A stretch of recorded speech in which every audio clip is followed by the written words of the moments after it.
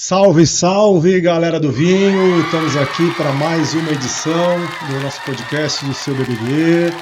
Queria já desde então agradecer aí a audiência no povo de Minas aí, da WTJ, Vladimir, grande abraço aí, TV Recôncavo, a Bahia assistindo a gente também aqui, Sid Clay, abraço aí para você também, um abraço pro povo baiano também.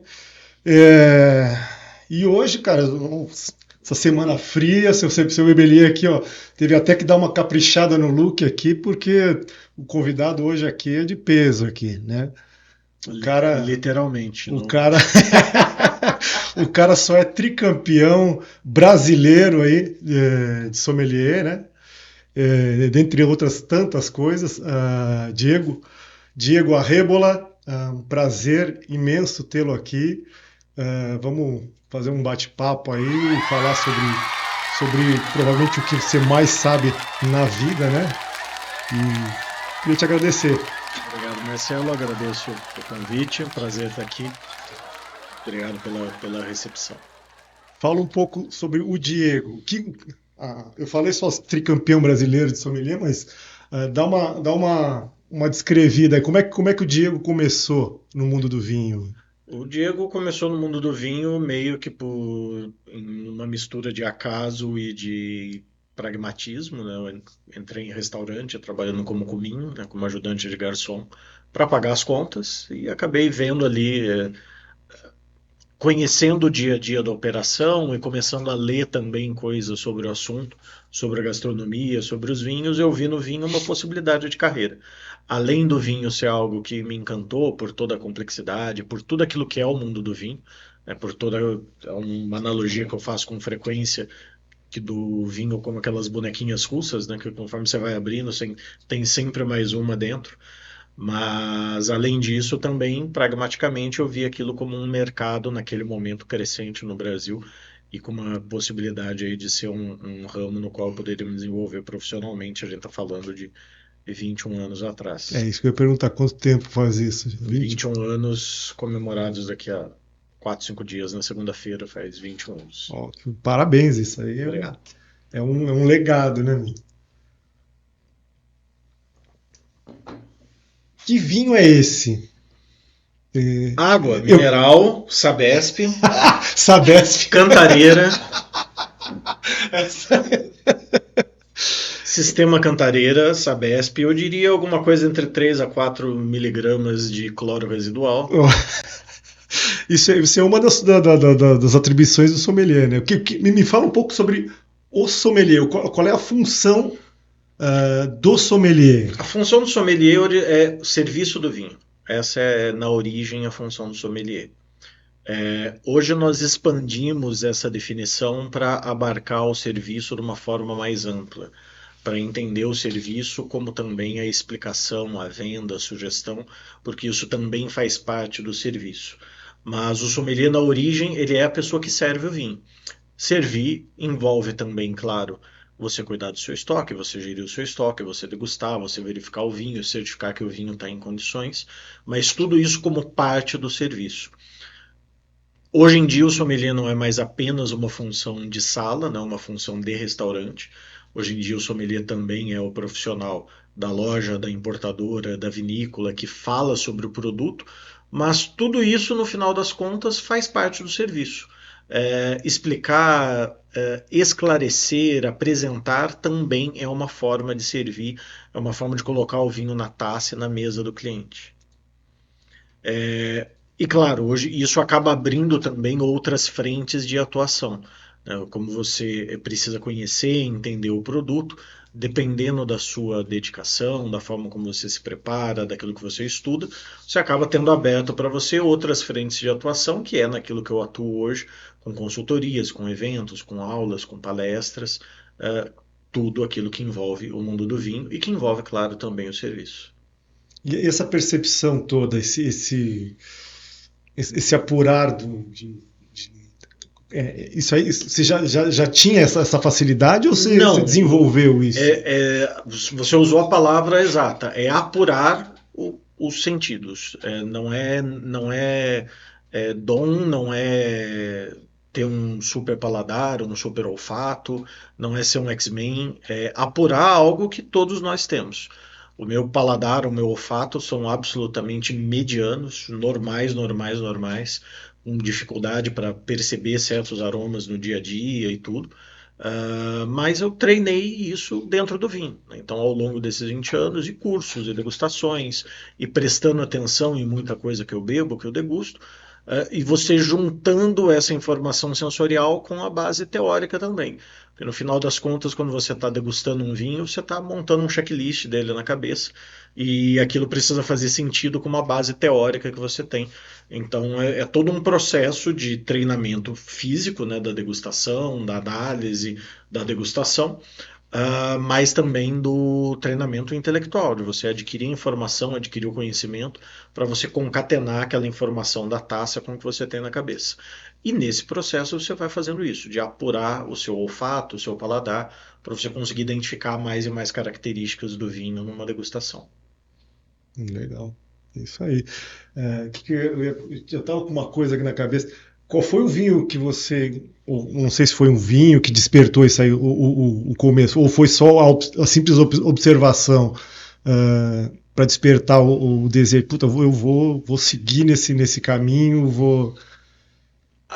O me chamar a atenção para a profissão foi essa questão da observação, né, em relação às possibilidades que eu percebia que haviam no mercado, combinado com o quanto aquilo me estimulou intelectualmente mesmo, ao você ler e estudar e ver o tamanho daquele universo.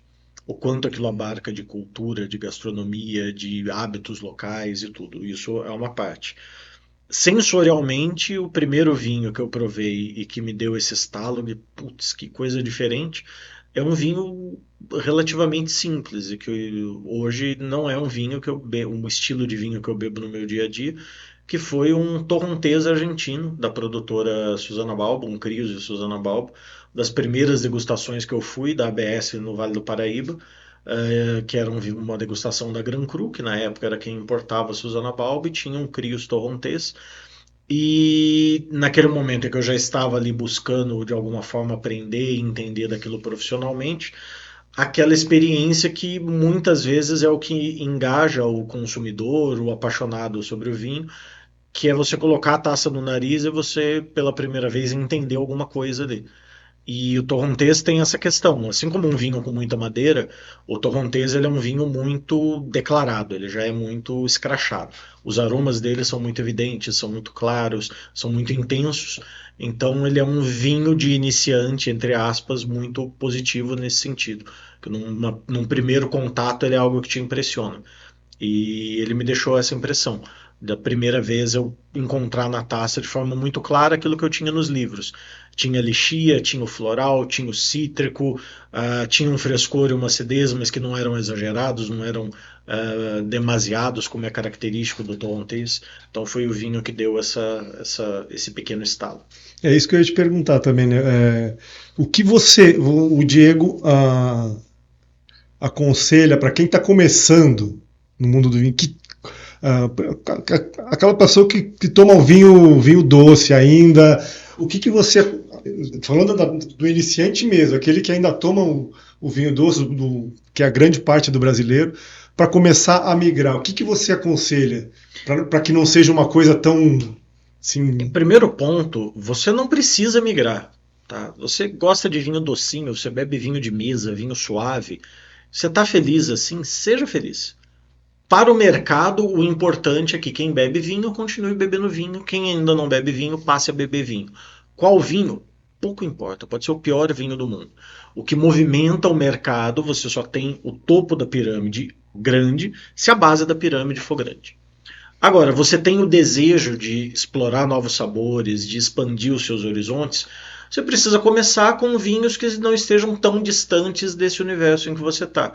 Você não vai partir de um vinho suave para um Barolo, para um Brunello, para um Cabernet estruturadaço. Você vai para vinhos mais frutados, mais macios, mais redondos. Uh, Aquilo que a gente fala do vinho glu-glu, né? O vinho de você beber de golada. Então você começa por aí. E daí você vai experimentando novos sabores e novas coisas. Eu sempre acho que não é muito adequado a gente indicar caminhos do tipo, beba o vinho tal da uva tal. Não, bebe de tudo, prova tudo.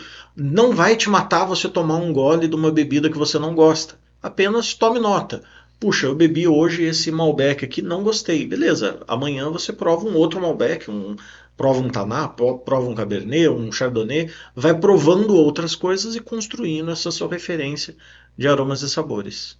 Que é aquilo que a gente fala, né? O vinho, o melhor vinho é aquele que você gosta, né? É o que eu falo sempre aqui também. Não, o vinho bom é o vinho bom. O gosto pessoal, ele é pessoal, Sim. mas a qualidade, ela é objetiva. Então, o vinho que te agrada é aquele que você gosta. Agora, vinho bom não é o vinho que você gosta. Vinho bom é vinho bom. Você tem todo o direito de gostar de uma porcaria, mas não vai deixar de ser uma porcaria por isso. Exato. Você tem todo o direito de achar que a Terra é plana. Você não pode esperar que eu te respeite por achar uma questão.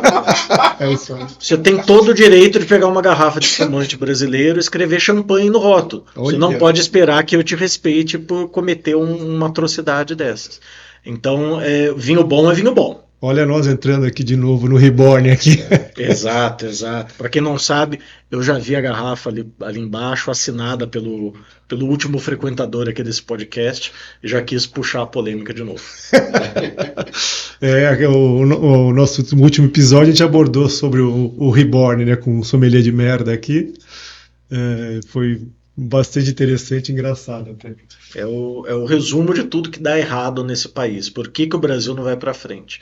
Porque tem uma empresa organizada que se baseia numa minúcia legal para vender um negócio desse que é absolutamente desrespeitoso e antiético com tudo aquilo que o vinho representa, com tudo aquilo que a história do vinho representa, e ainda bate no peito com orgulho de uma palhaçada dessa.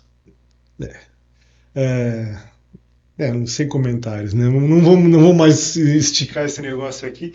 É, Diego, você conhece acho que o mundo inteiro praticamente, né? Vinhos do mundo inteiro. A vinhos do mundo inteiro, sim, o mundo inteiro ainda não, inclusive estou aceitando convites, tá, pessoal? Posso deixar a lista aqui ainda quero conhecer a Áustria, quero conhecer a Suíça, Olha, quero Estados Unidos, regiões produtoras, então estou aberto a convites.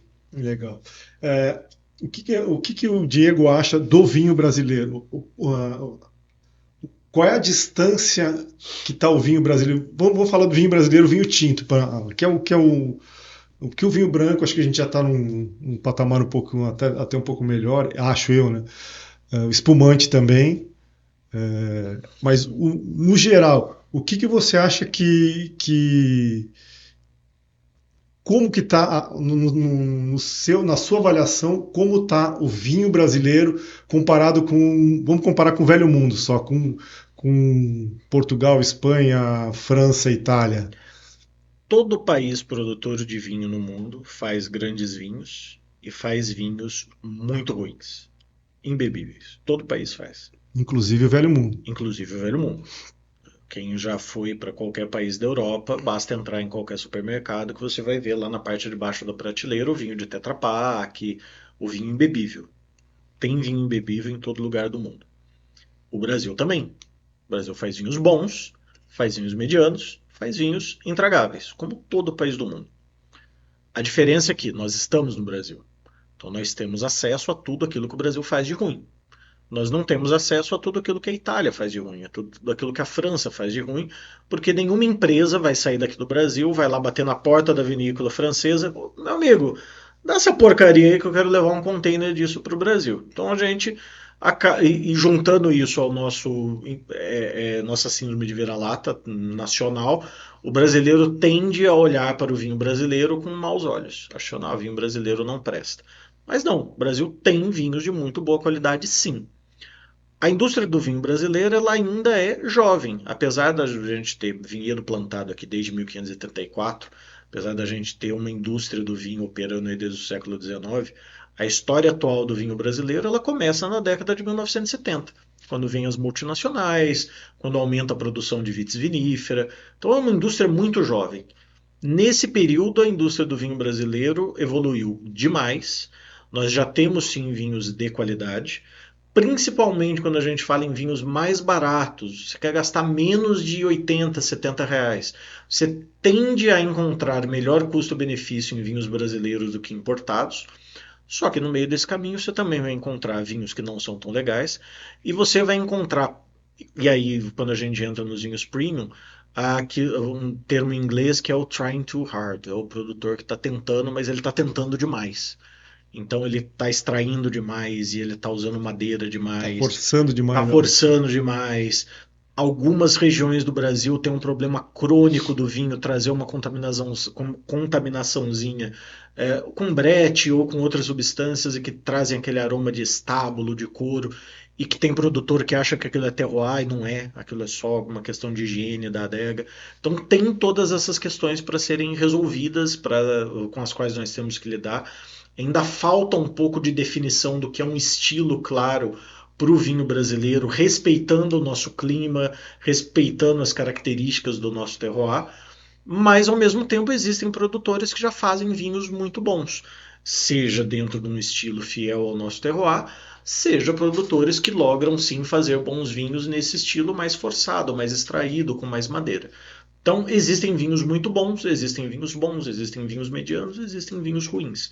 Mas existe principalmente uma evolução. E existe cada vez mais gente jovem entrando no mercado de produção de vinhos, a transição geracional nas vinícolas, Sim. jovens abrindo novas vinícolas e começando novos negócios do vinho, com uma visão inovadora, olhando para fora, bebendo o vinho de fora, comparando o vinho dele com o vinho de fora e saindo da armadilha de achar que só o nosso vinho, que é uma armadilha que muitos países produtores lá fora têm, de achar só o meu vinho presta, eu só bebo o meu vinho, não bebo o vinho do vizinho, e daí você perde referência, né, para você poder dizer que o seu vinho é bom ou não é. E o Brasil está nesse processo evolutivo acelerado agora, mais acelerado ainda pela enorme abertura que nós tivemos de novas fronteiras vitivinícolas com a técnica de dupla poda, Sim, que sim. faz com que hoje a gente tenha produção de vinho em lugares que era inimaginável. A técnica de dupla poda não é uma técnica barata, então normalmente quem está investindo nisso tem dinheiro para investir, para experimentar, para arriscar, e desse risco que está sendo tomado estão sendo bons vinhos, vinhos que têm conquistado bons resultados no nível nacional e também no nível internacional em termos de premiações, de respeitabilidade da crítica e dos profissionais também. Diz que tem certas regiões, principalmente Minas, que o clima no inverno se assemelha muito ao clima europeu, né? Toda essa área aqui da Serra da Mantiqueira, né, que você pega sul de Minas, Serra da Mantiqueira, área de São Paulo aqui, tem essa característica, né? Hoje a gente está aqui no dia mais frio do ano em São Paulo, que amanheceu com 6, 7 graus aqui em São Paulo, mas é uma exceção. Tipicamente o nosso inverno, durante o dia, você tem ali 26, 27, 28 graus, à noite você tem temperaturas perto dos 10, você tem céu limpo e você tem clima estável, sem chuva. Então, condições ideais para você ter uma boa maturação das uvas, mas ainda assim é inverno, então não vai ser aquela maturação excessiva. Se você pensar no clima típico do interior de São Paulo e de Minas, você vai pensar no Syrah, por exemplo, que é uma uva muito utilizada na dupla poda, você vai pensar no Syrah australiano, aquele Syrah super extraído, com a fruta em compota, e pensando no nosso verão, talvez seria isso, mas pensando no nosso inverno, são esses dias de calor, mas um calor ameno, um calor de 26, 27, 28, e a gente acaba tendo Syrahs e vinhos muito mais elegantes, e quando a gente fala da Syrah, se aproxima muito mais de um Rhône Norte do que se aproxima de um australiano, né, por conta dessa maturação um pouco menor, com mais acidez, com um pouco mais de elegância. A gente está aqui conversando, conversando. O que você trouxe aqui para a gente? Vamos. Você trouxe um. Eu trouxe dois vinhos, um deles que é uma consultoria e outro no qual eu sou sócio, né? O que eu sou sócio, que eu já apresentei algumas vezes, que são os vinhos Área, né? Vinhos por enquanto em lata, mas novidades podem vir, podem aparecer. Então aqui um Prosecco Área e o outro aqui, deixa eu tirar daqui o gelinho. E o outro aqui, que esse é uma consultoria que eu dei recentemente, esse vinho saiu no mercado faz poucos meses, e que ele é um rosé, né, o Winess, que se chama, de baixa caloria. Então ele é um rosé seco com 8% de teor alcoólico, 8% e apenas 53 calorias por taça. Então, no caso do Aria, é um produto que eu estou mais envolvido, né, com o conceito, com não só com o produto em si. O Aines, a minha consultoria foi no produto, né? Foi uma consultoria para garantir que o que nós teríamos dentro da taça seria um vinho com cara de vinho, com gosto de vinho, mas com essa característica de ter menos álcool e de ter, consequentemente, menos calorias. Como é que reduz essa quantidade de álcool? Aqui no caso foi colheita precoce. É um 2025 borderline. Foi colhido nos primeiros dias de janeiro de 25. Então, significa que ele vai ter mais acidez, é isso? Ele tem mais acidez e tem esse álcool menor. Você consegue fazer isso também com remoção de álcool, com equipamento de osmose reversa, mas são equipamentos que ou não as vinícolas não têm no Brasil ou são muito caros. Então a melhor forma para você fazer um vinho de baixa caloria com qualidade no Brasil é a colheita precoce. Aqui nós tivemos a parceria na elaboração da EBV, do Alejandro Cardoso, que nos permitiu fazer essa colheita precoce de uvas Pinot Noir que estavam num bom grau de maturação, talvez não para fazer um vinho tinto, mas muito bom para fazer um vinho rosé, leve, fresco e de baixo álcool. Vocês assistiram o tricampeão brasileiro sommelier abrindo uma garrafa aí, ó. Isso aí é uma... Pode servir para... Até a técnica bebe também? Opa, a produção sempre, né?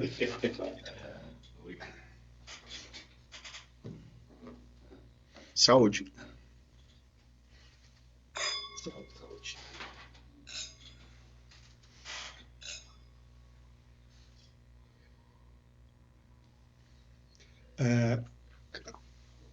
Fala um pouco sobre técnica de degustação. Técnica de degustação existem várias. A técnica central de degustação é você prestar atenção no que você está fazendo. Né? Degustar nada mais é do que beber prestando atenção. Eu acho interessante o programa que você faz no seu Instagram. Que vinha esse. Exato. Você faz toda uma análise de... E ali é que está o ponto que muda de uma técnica para outra. O que muda de uma técnica para outra é só a ficha de degustação. Uma boa técnica de degustação nada mais é do que uma abordagem sistemática do vinho. Sistemática em que sentido? Que é você observar sempre as mesmas características, usando os mesmos critérios e usando o mesmo passo a passo. A ficha de degustação da W7, por exemplo, né, o Wine and Spirits Education Trust, o nome da técnica de degustação deles é o SAT, Systematic Approach to Tasting.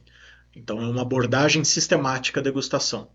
Se você vai usar a ficha da W7, se você vai usar a ficha da Court of Master Sommeliers, se você vai usar a ficha da ABS, qualquer que seja, o mais importante para você se desenvolver como um bom degustador é você degustar de forma sistemática, usando sempre o mesmo critério, os mesmos caminhos de degustação, seguindo o mesmo passo a passo, até chegar num ponto em que aquela técnica de degustação está tão entranhada que você consegue ir para uma feira que você vai degustar 80, 90 vinhos, que você passa ali 45 segundos, 1 minuto com cada vinho, e você passa por toda aquela ficha de degustação na sua cabeça.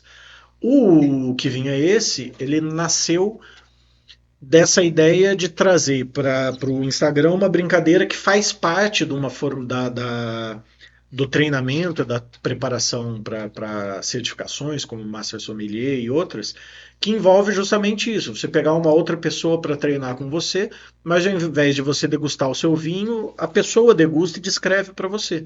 E a partir da degustação dela, você tentar identificar qual é o vinho.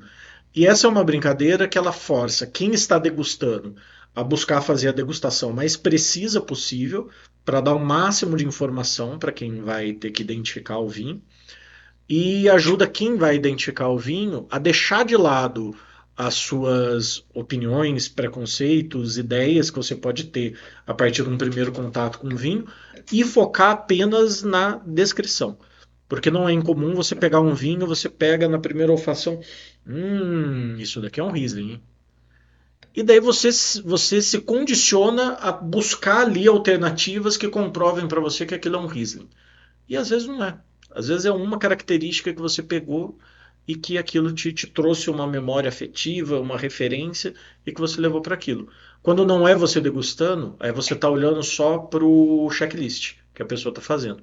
Ó, esse vinho tem Um esses checklist de alguém aromas. que realmente entende, né? Exatamente, é importante que o checklist As seja pessoas bem feito. costumam acertar o vinho. Alguns vinhos têm um grau de acerto bem grande, outros nem tanto.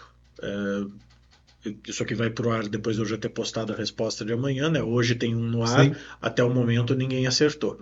Agora são quase 3 horas da tarde, eu postei 7 da manhã, até o momento ninguém acertou o vinho dessa semana. O vinho da semana passada teve 6 ou 7 acertadores. Já teve vinhos muito mais claros, mais evidentes, como o vinho verde, por exemplo, de eu ter 15, 20 pessoas acertando. E já teve semanas consecutivas de ninguém acertar. Acontece. Muito legal. E aí, gostou do vinho? Muito bom.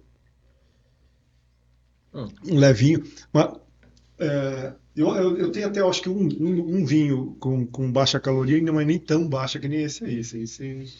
Ele tá com 11, eu acho. Alguma coisa assim. 11 de Ou álcool. 9,5. Não lembro, preciso ver.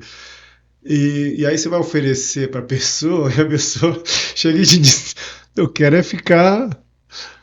Eu não quero economizar no álcool, eu quero Pois economizar. é, então, mas a pessoa que te dá essa resposta, realmente não é a pessoa para esse vinho. Sim, Esse vinho é para quem está buscando sim controlar o álcool. Não, eu quero beber menos, eu quero consumir menos calorias, eu quero treinar, correr, me preparar e também tomar o meu vinhozinho.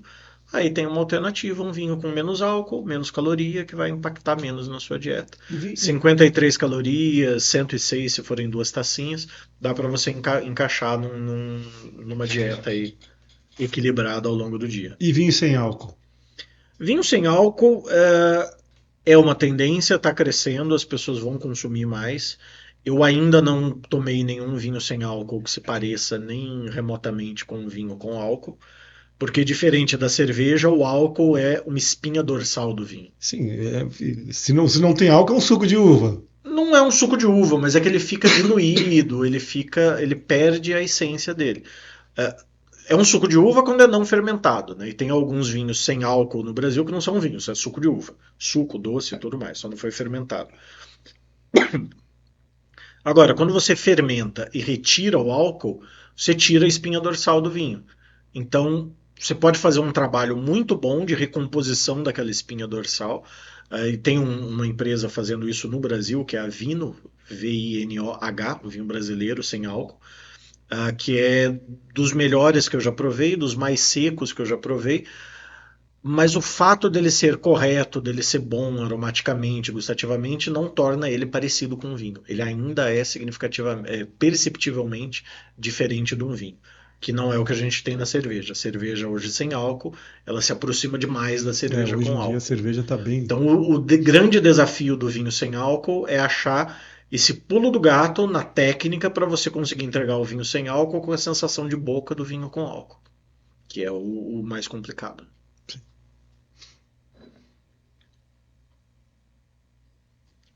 Mas é um processo que os equipamentos são caros, né? O equipamento custa alguma coisa como US$ 2 milhões. Caraca. A melhor técnica de extração do álcool hoje é a destilação a vácuo.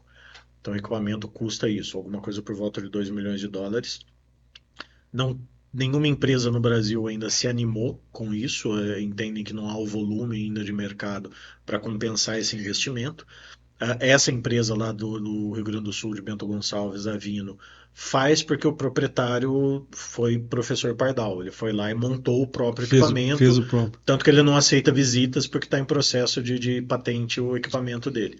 Mas é isso, você fazer a destilação a vácuo e depois você pegar separar o álcool dos outros elementos que saíram naquela destilação. Você separa o álcool e traz os outros elementos de volta para dentro do vinho. É legal. E já estamos aí avançando aí. Queria até chamar aqui Rubão aí, mostra a nossa casa maravilhosa aqui, nosso Brazucas. a Casa de Vinhos Brasileiros. O que você achou da primeira impressão? Bem bacana, bem bacana. Acho legal a proposta de trabalhar apenas com vinho brasileiro. Acho ousado. A gente sabe das dificuldades que a gente tem de aceitação para uma parte do público, mas acho sempre positivo esse tipo de iniciativa, né? De focar e de ter essa dedicação com o vinho brasileiro e focando especialmente nos pequenos produtores, não nas grandes marcas, nas marcas já consagradas. Esse é um dos intuitos da casa. Você vai achar aqui no Brazucas vinhos que você jamais vai achar numa prateleira de nenhum supermercado. Então, Rubão, mostra a nossa casa aí. Você conhece o Brazucas Wines, Bar e Bistrô? O Brazucas fica na zona sul de São Paulo, a 5 minutos do aeroporto de Congonhas. A casa é especializada em vinhos nacionais, tem rótulos para todos os gostos, provenientes de várias regiões do Brasil. Aqui você encontrará ambiente aconchegante e acolhedor, bebida sempre gelada e culinária que agrada desde quem procura um happy hour com cervejinha e petiscos de boteco. A quem quer celebrar um momento especial com pratos elaborados e um bom vinho premiado.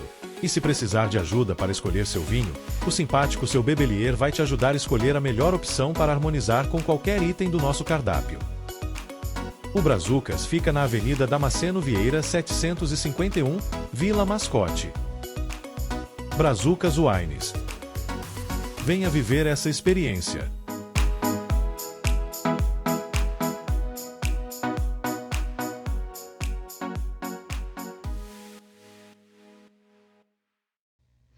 Bom, de volta aqui com Diego Arrebola. Diegão, o que você trouxe aí um vinho de lata aqui pra gente? Trouxe um vinho em lata, né? Trouxe aqui o Aria Prosecco Brut, né? Esse é um projeto que eu me envolvi com ele antes da pandemia, né? Os vinhos Aria. É uma empresa lá do Rio de Janeiro, que é uma startup de bebidas, que é Distilruptive. É uma empresa que não faz só vinho, né? Ela faz hoje gin, licores, vodka e outros produtos. E um dos produtos que a gente lançou lá atrás foi o vinho, saúde, foi o Aria. Ele é tranquilo? Ele é espumante. É que essa taça não ajuda, né? Exato. A lata também, o vinho espumante na lata, você aproveita ele melhor bebendo diretamente da lata. Porque a borda dela de metal fininha, quando o líquido passa por aqui, você tem uma perda grande de gás. Isso você pode observar com refrigerante, cerveja, faz o teste em casa. Serve num copo, toma um gole do copo, um gole da lata, você vai ver a diferença do gás. Realmente. Exato. Quando você toma um refrigerante direto da lata, parece que... Justamente. E o projeto dos vinhos Aria veio com essa ideia de entregar a bebida de uma forma disruptiva, de uma forma mais acessível, mas a minha posição era, ok, eu topo assinar, topo participar, mas eu quero fazer vinho. Então não é bebida mista, não é vinho adoçado, é vinho. E você tem vinho. Beleza, vamos fazer vinho. Então quando lançou Prosecco, Rosé, branco e tinto, os tranquilos, vinhos de corte. Por que vinhos de corte? Para não ter correção, para não ter aditivo. Então não tem correção de acidez, não tem correção de açúcar, não tem correção de nada. Se eu entendo que está faltando uma característica ou está faltando outra, eu trago outra uva para o corte, monto ali os cortes dos vinhos. E o Prosecco método Charmat. Envasado sob pressão, com pressão para ser vinho espumante. Muito do que a gente tem de vinho espumante em lata no mercado ou é gaseificado ou é frisante, tem menos gás do que a legislação exige para ser considerado espumante. O nosso Prosecco não, ele é vinho espumante mesmo.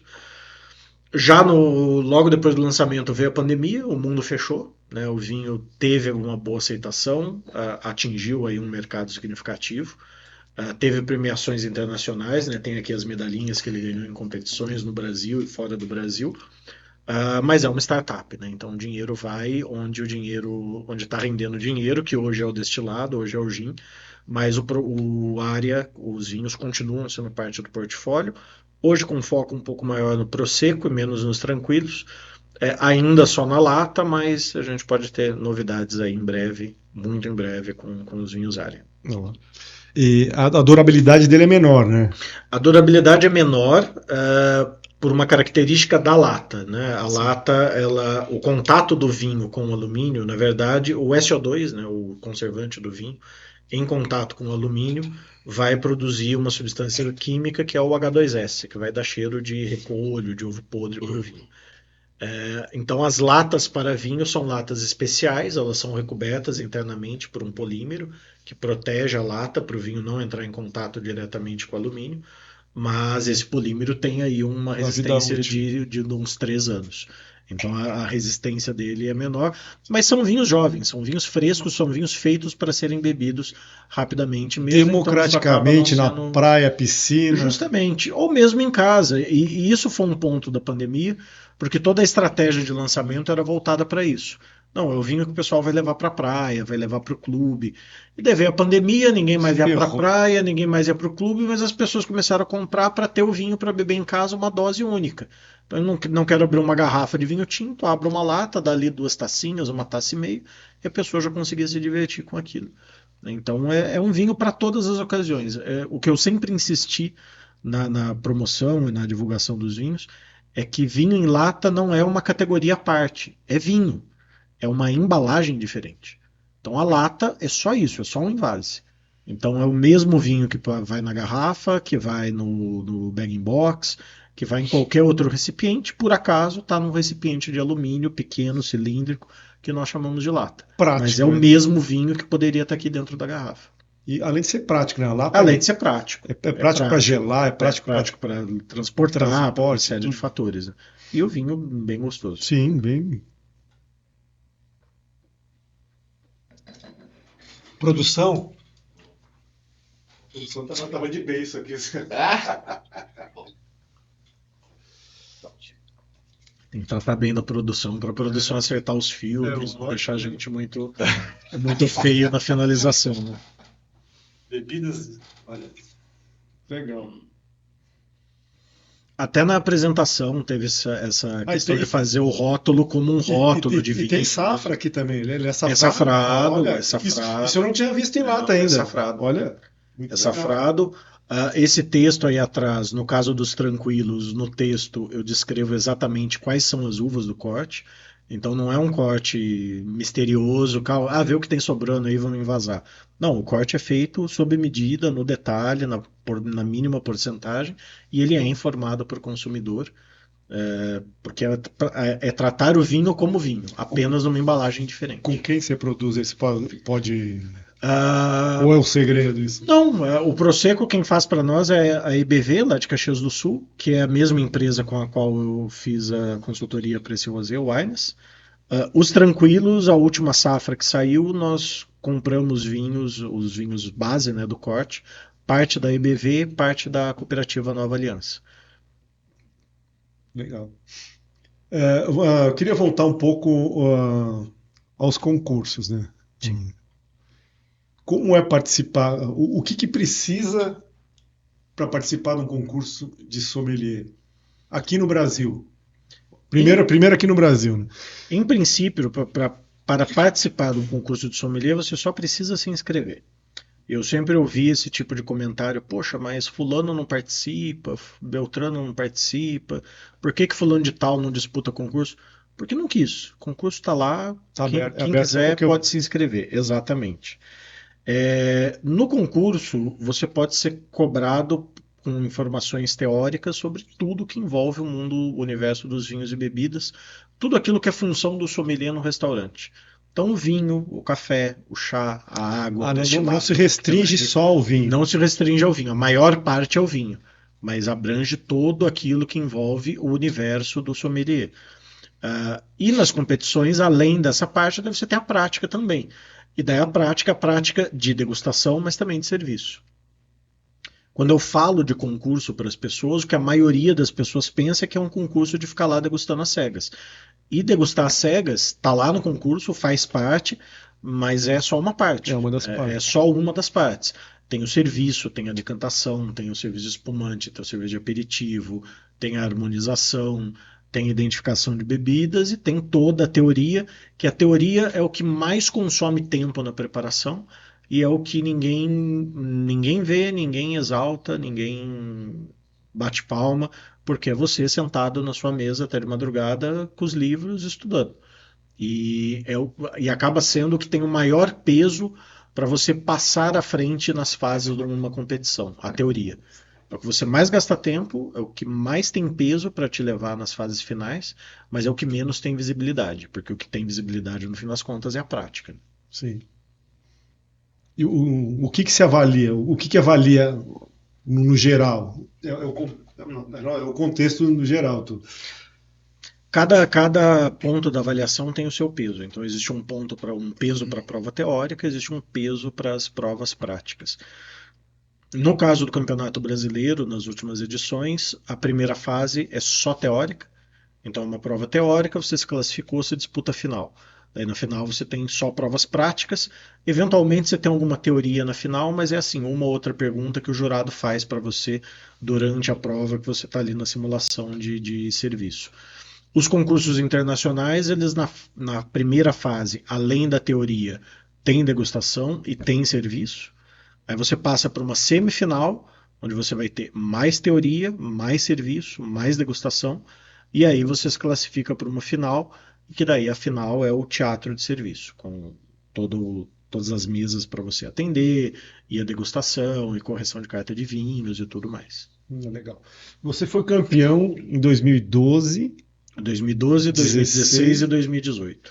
E de 2018 para cá, a gente está em 2025, tem uma lacuna grande aí. Por que o Diego não conseguiu ser campeão novamente? Porque não deixaram, porque as regras foram mudadas, eu não posso mais disputar desde 2018. É mesmo?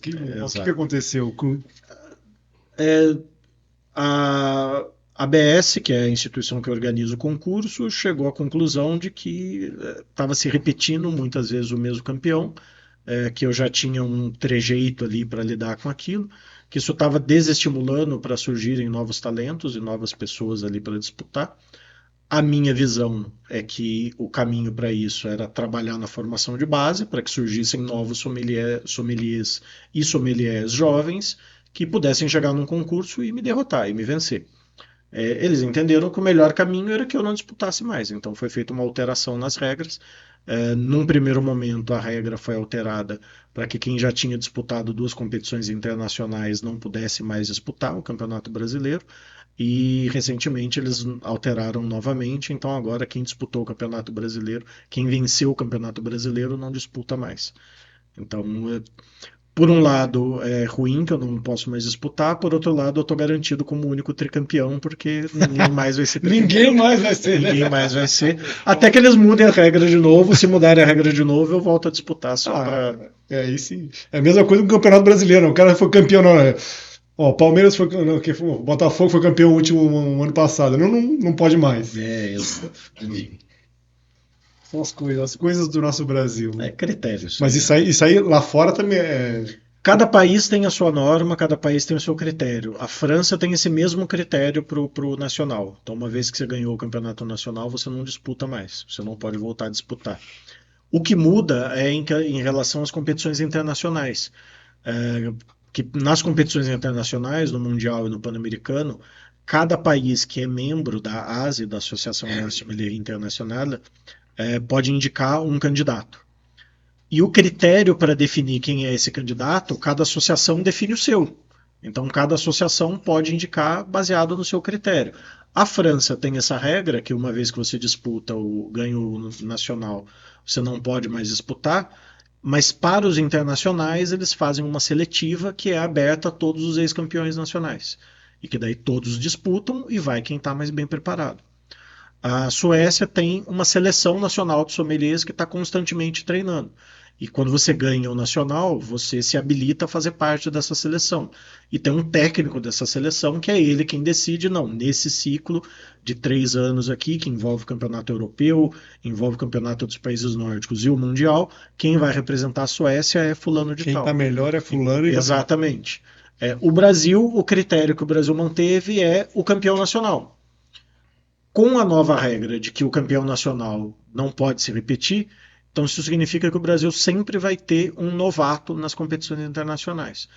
Ano que vem tem Mundial, Por acaso nós não vamos ter um novato, nós vamos ter o Luiz Otávio, que é sommelier do Emiliano, que é o atual campeão brasileiro, mas porque ele disputou o último Mundial como suplente, que ele tinha sido vice-campeão brasileiro, e o campeão brasileiro, faltando 2 meses para a competição, desistiu do Mundial.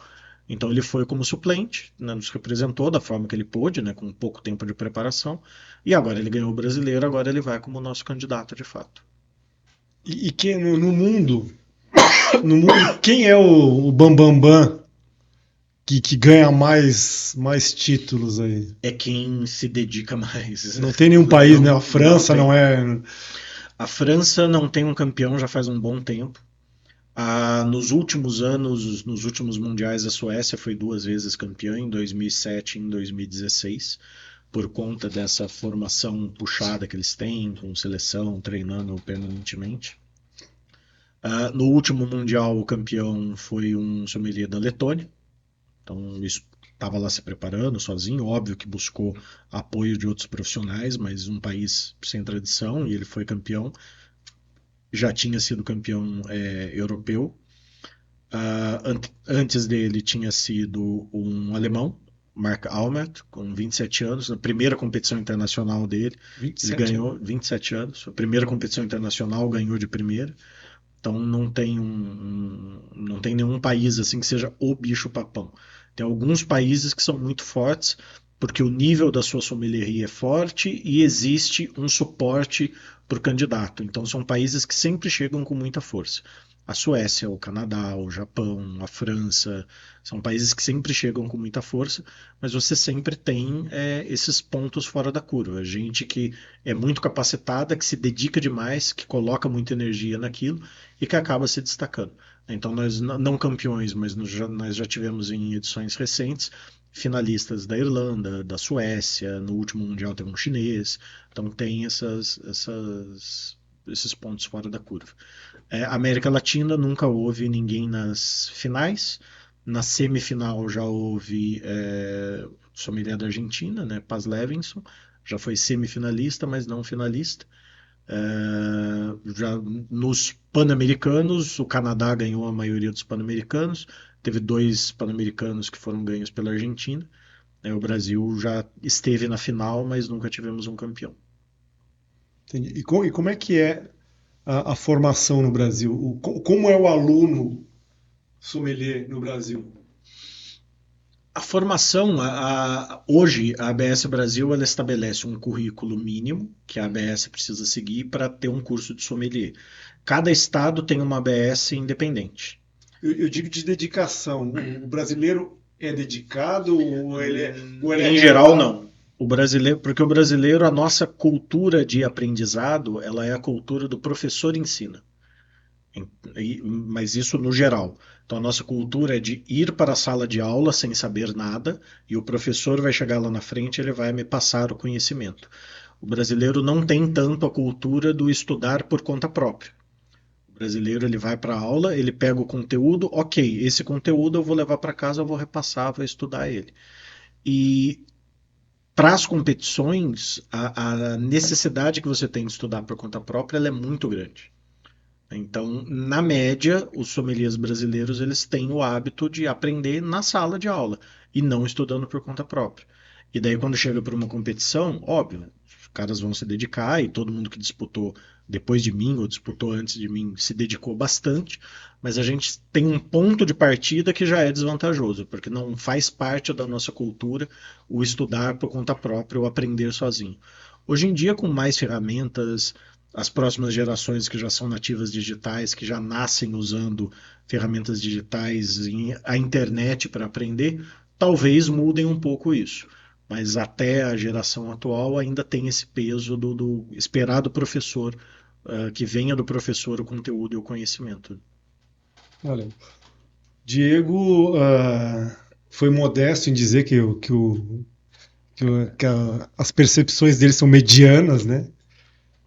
Isso quer dizer que qualquer um pode ser um sommelier e pode participar de concursos. Qualquer um pode, é só se dedicar. É óbvio, eu não sou Eu já passei da fase de falsa modéstia. Eu sei que eu tenho uma memória um pouco acima da média, eu sei que eu tenho uma inteligência um pouco acima da média, eu sei que eu tenho algumas facilidades que me são inerentes, mas não é nada do outro mundo. Eu sou uma pessoa normal e qualquer pessoa normal que se dedique como eu se dediquei consegue chegar e consegue ter um bom desempenho. Ponto. Tanto na degustação quanto na parte teórica.